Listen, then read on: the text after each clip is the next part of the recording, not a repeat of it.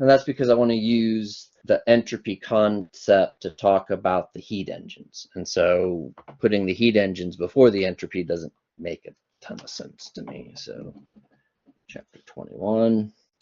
And so what I want to talk about, entropy. Now, technically in chapter 20, that's where they get this E internals, 3 halves nRT kind of stuff. But again, not a required topic for us. Okay, and so then what we have is that entropy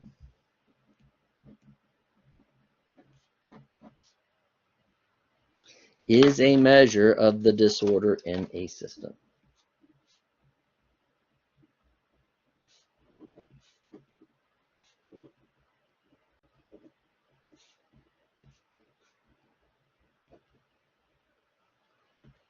Okay. And one thing that I always go in and note is that for materials,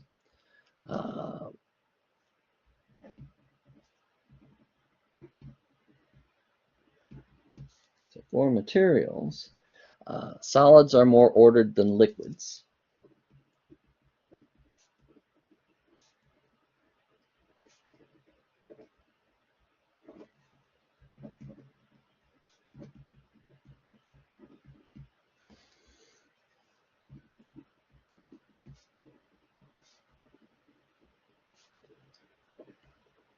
Which are more ordered than gases. Okay, so our solids, have atoms and molecules held in place by electromagnetic bonds, and they sit there and they wiggle in place like little kids on sugar trying to sit still in seats.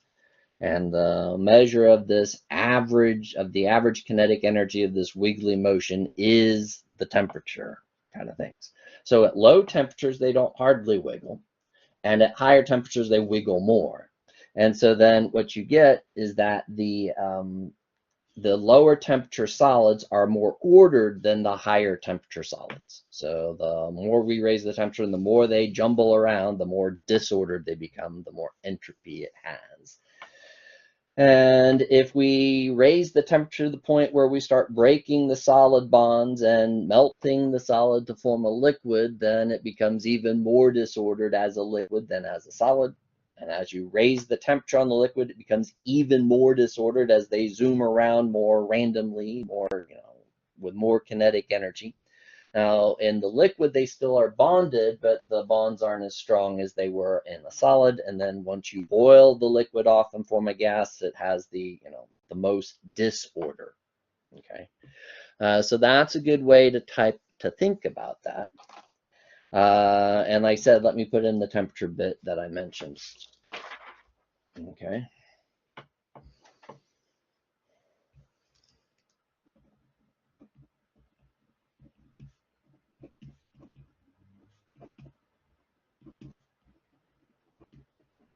So materials at low temperature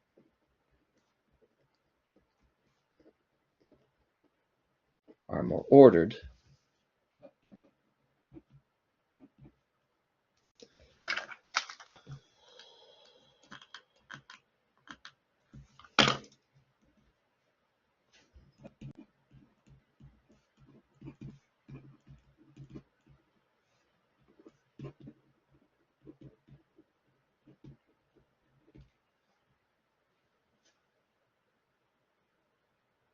So let me get rid of this. This makes it seem like we can compare different things, and that's not an easy thing to do. The same material at low temperature is more ordered than that material at a higher temperature. There we go. I think when I put in those, then it didn't read right. So, all right. And the other thing that we often talk about is that,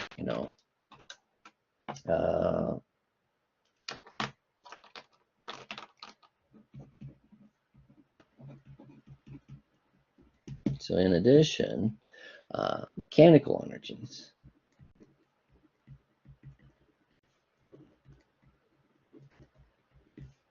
are considered to be ordered.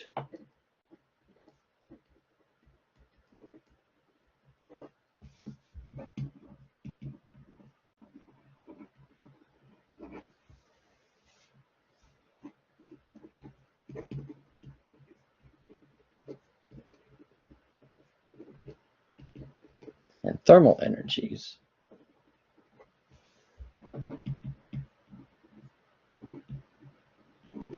disordered. Okay. So this will allow us to kind of think about what do they mean by disorder in a system. Okay. So we kind of know which things are more considered to be more ordered. So solids versus liquids versus gases, low temps versus high temps, mechanical energies versus thermal energies. And I think the thermal energies make sense because I mean the little particles zoom all around everywhere, and that's very, disordered type of things. Okay. And so then what we can do is we can then go in and calculate our change in entropy. So then what you get is that the change in entropy is given as the integral of dq over t. Okay, so this is our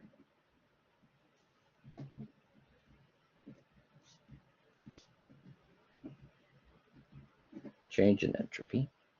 The Q is our heat added, and the T is our temp.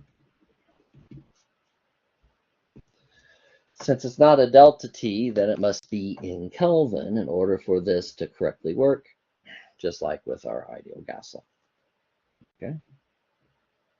All right. Now, what you'll find is that there's a nice special case.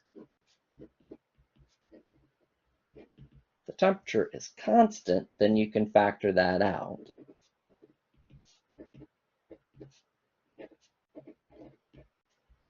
When we integrate dq, you just get q. Or, well, changing q, I guess, is probably the way we write that.